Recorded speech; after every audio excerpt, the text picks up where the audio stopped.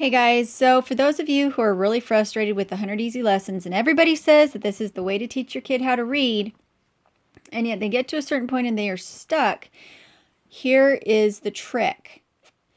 You get to a certain point where they stop teaching them letters and they just have them doing reading, like this one.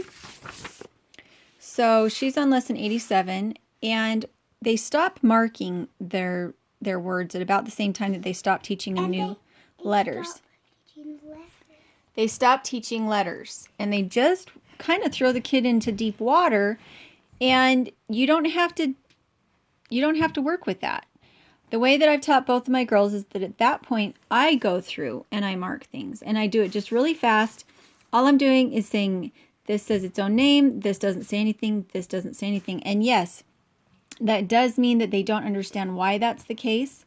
However, their brain will figure it out. That's the amazing thing about the human mind, is that it's always learning, and especially at that young age, it will pick up, and eventually they will stop seeing this A and they will stop seeing this E, and then eventually after that they'll see the A and they'll see the E, and they'll recognize that the rule for that is that this E is silent and this A is silent. They'll figure it out.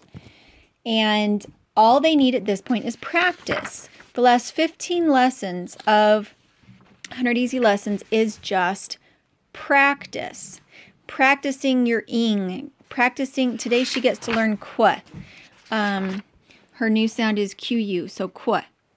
And so don't lose heart at that. And by the time they're done with 100 Easy Lessons, what I will go do is find easy books that are at the same reading level as 100 Easy Lessons, and I will go through and I will mark it every day with a pencil, and eventually her eyes will stop seeing the markings and will only recognize the rules for what they are. Paige is now reading the Bible without a hitch, and it's because she doesn't know sight words. And I never taught her the rules of the words. She just picked it up from practicing. And because of the awkward nature of phonetics, I do have spelling every day for the girls. They have simple spelling. I don't supervise it. I just check it at the end of the day. And I have not taught either of the girls a single word of spelling. Their book has taught it to them. And it's a book from the 1920s.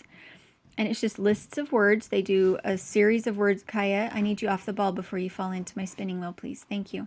It's a list of words that's about 6 to 12 words every day that they practice. And then we have spelling bees between the two girls. So that is how we do our reading, and it totally works. I guess what I'm saying is you don't always have to walk the straight path that the curriculum tells you. If your child has a different need, trust yourself that you're smart enough to be able to figure out what they do need. And we'll talk to you later.